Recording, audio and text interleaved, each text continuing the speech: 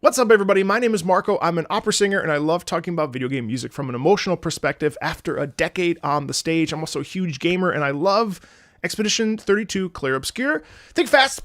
Today, we're going to be checking out Gustave's theme from the beginning of the game. Lots to think about and talk about. So here we go. Did I say Expedition 32? I love Clair Obscur Expedition 33. Here we go.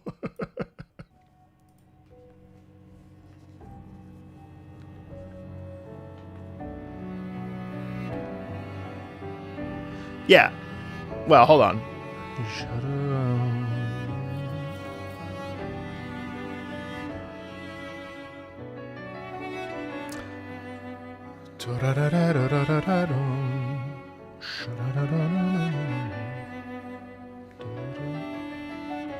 So, first 30 seconds of any piece are monumental, and this is interesting to me because this is basically the second piece we hear in the game, or really the first piece in the proper game, if we think of Alicia being the main theme, which is an interesting thought. I never thought about it. But, so, what I find really interesting about this is that, so this is the music that starts the tonal experience of the piece, the gommage, right? The whole journey that we're about to go on. But more specifically, it's that moment of interacting with Gustave for the first time, looking out at the monument, the monolith rather, and seeing the future, you know? And it's actually interesting because it starts pretty alarmingly. And then as it builds up, it leans into the sense of danger. And Gustave's theme overall is incredibly bittersweet, isn't it? The whole time. Now listen to how it starts. So dum dum dum dum. It's almost like distant bells, right? It's a trepidatious, fearful sound because of starting with like a sustained, it sounds like cello, sustained cello, and then we have this natural buildup of the piano, dum dum dum dum dum dum dum dum dum. That's all like the heart pounding. That's the feeling of anxiety, of stress, of concern, of worry, of you know, this is not going to be easy for anybody. Now, obviously, we know that he eventually wants to meet up with Sophie, and they have this beautiful, tender moment of reconnection. But there's also the trepid, like, what if she doesn't want to see him? You know? And on top of that, he knows that the very next day they're going on Expedition 33. They're setting off for the continent. So I think like the introduction of this is actually really powerful. Now, the other cool thing, and the thing that makes Gustave's theme is that beautiful piano, da da da da da da da da da. Da da da da da da da da da. And to me, it ends up really being a bit of a cyclical sound. Da dee da dee da dee da dee da da dee da dee da dee da dee da. So it kind of spins on itself. And if we think of Gustave as a character, I think that Gustave tends to have a tendency to be very introspective, right? He tends to think a lot. He's a thinker. He's not really funny. You know, he's not a humorous guy. I think he's like deeply serious. And I love how the piano here really alludes to that. Let's keep going.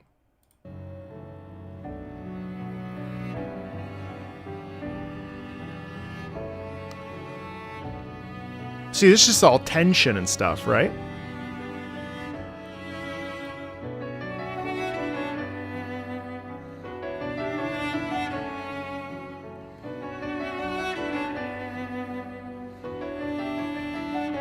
I find it really beautiful too that the cello and the piano actually sync up at parts. So they have like two different ideas, and they go da da da da, and then the cello and the piano come together. It's so dope. But the spinning is really like that mental anguish, isn't it? All right.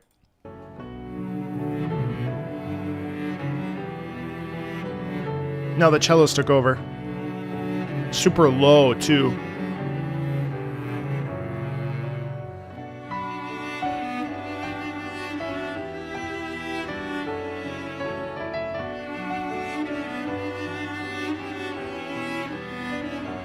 I think it's interesting too because Gustave's theme comes before we hear Lumiere, and it's the same concept to me, like it's the same musical phrasing, right? And that's really clear. The Clair Obscur motif, the Lumiere motif.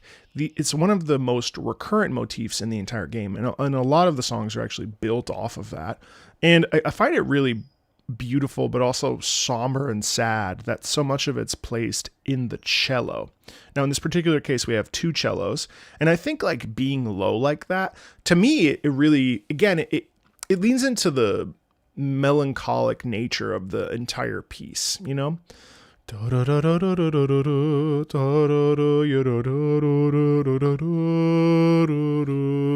even in general, that melody is a very sad one.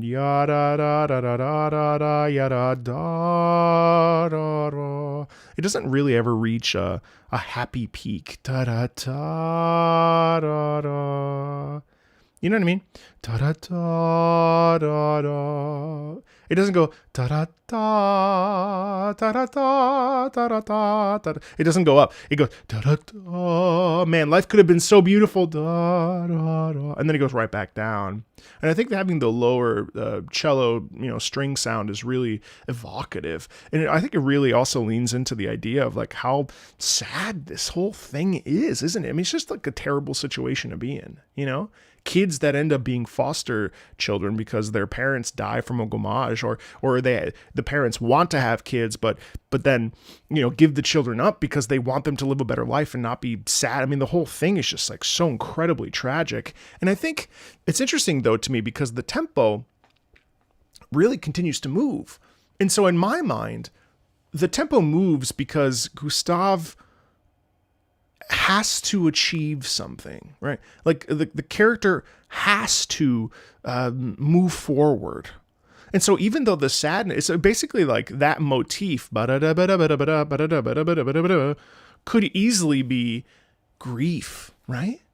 Like, and that's something I'm just thinking about while talking out loud. Like, what if the cello, that Lumiere motif, is actually the motif of grief? What? Genius, I know. Think fast. Psh, you know what I mean? Like, that was a baguette. Psh. So that's a thought I had, is like, what if we need some lightness for these heavy subjects? But what if what if the cello signifies grief, and that piano signifies like his willingness to discover or explore or like, invent and try to protect his loved ones. You know what I mean? Maëlle, his sister, like it's all very interesting. Let's keep going.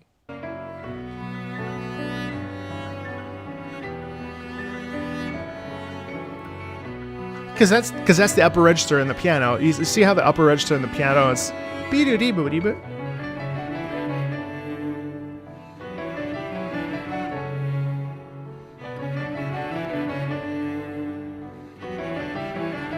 Now, what if the unison there that we just hear? So we just heard the cello and the piano come together, right?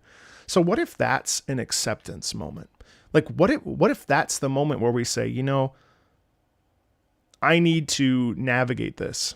And so I'm going to use my intellect, my intuition, my intelligence, whatever, to, my courage, whatever. And like, it's almost like stepping in and accepting that grief and choosing to have it be embracing it as a real part of you, which is something that all of us need to do when we navigate grief anyway, by the way. Grief is a brutal feeling that we carry with us, those of us that have lost people or pets or whatever. Like that feeling of emptiness. Now it changes, but we do become sort of one with it. It rather than it being a thing that kind of continues to attack us. That grief jar gets much bigger, even though grief stays the same. And so I wonder if like that piano and the cello coming together is acceptance, and I love this. None of this is accurate, by the way. Like I'm just talking, and I hope that when you're listening to these pieces, like you should really be doing the same thing. Like if you want to explore or continue to watch this and like and subscribe to the channel. YouTube should have lit up the like and the subscribe button if you haven't yet, because I said those things. But you can. we all have to navigate grief in our own way. And I think like this is really like leaning into the acceptance of it. And it doesn't matter if that's right or wrong. It's my interpretation of the piece. And there is no such thing as right or wrong when it comes to interpreting how we feel about something. But I love that. I love the unison part of it, don't you?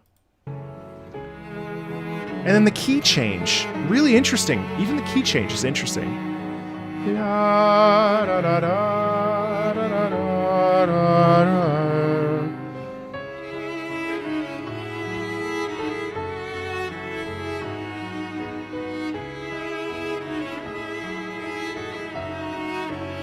See, and here the piano leaves the cello behind, but it's also interesting because then the cellos go up an octave. It's almost to say like, yes, I'm going to push through. Yes, I'm going to, continue to live. I don't have a choice. I have to go to the continent. I have to perform, and find myself and work towards a goal. Or despite that, I can't sit back. I don't know. I find it really interesting. I love this part. Dum dum dum dum. It's like asking questions.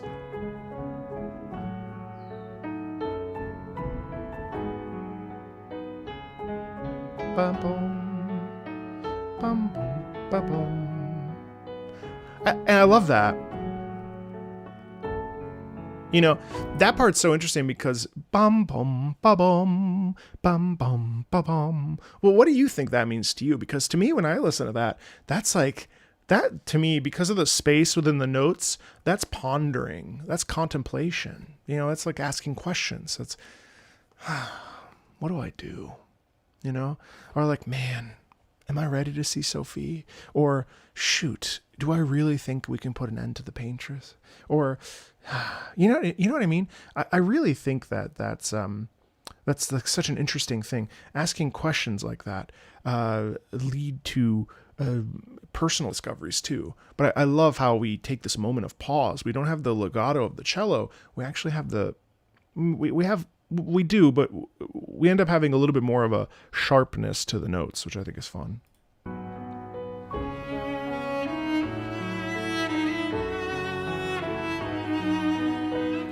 Really nice harmony there.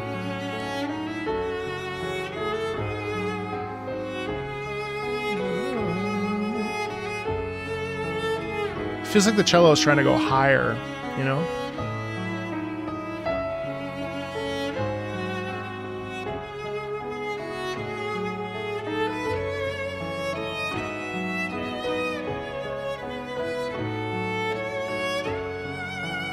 Oh.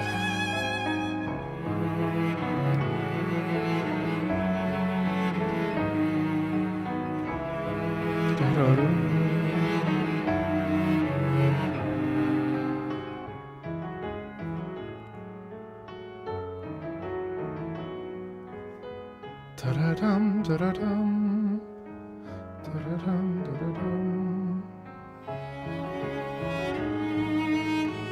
And the one thing I would say there, first of all, that when the cello goes up, there is that little bit of hope. But again, the hope is so colored by the loss that pervades, right? But I also find it ba-da-dum, ba-da-dum, ba-da-dum, ba-da-dum. I think that the piano there is really like putting one's head down and saying, I don't have a choice. This is it. We have to do this. It's a real acceptance kind of, especially because it comes at the end of the piece of Gustave. So there's this like quality of, okay, I have to do this. You know what I mean? There's a little bit of determination, but the determination is it's like ever so slightly sheepish because of the sense of sadness and loss. It's so beautiful.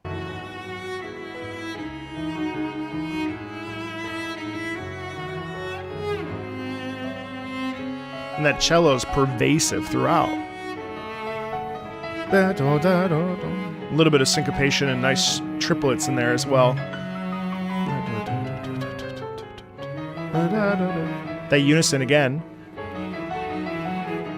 Up the octave.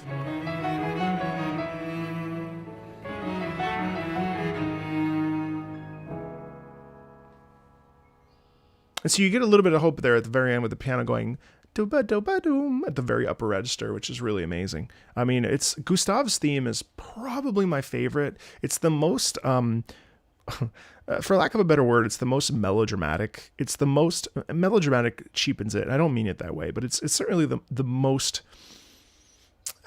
It's the most like pained, and the most like wanting for things to be better, rather than being about him as a character, which I do think it provides that sort of intellectualism through music and, questions and stuff. But it's the most like candid of the inner melancholy that Gustave suffers. And I think it's just, I love it. I love it so much. I love it so much. It's a beautiful piece. If you like this sort of stuff, there's more on the channel. Think fast! Stay tuned for more. I'm filming 33 episodes of Clair Obscur music. Some of my favorites, some of the community's favorites. Really looking forward to more of this wonderful soundtrack. It has been on repeat in my car while doing other things, and I hope you're enjoying it as much as I am. Thanks a ton, and I'll see you later.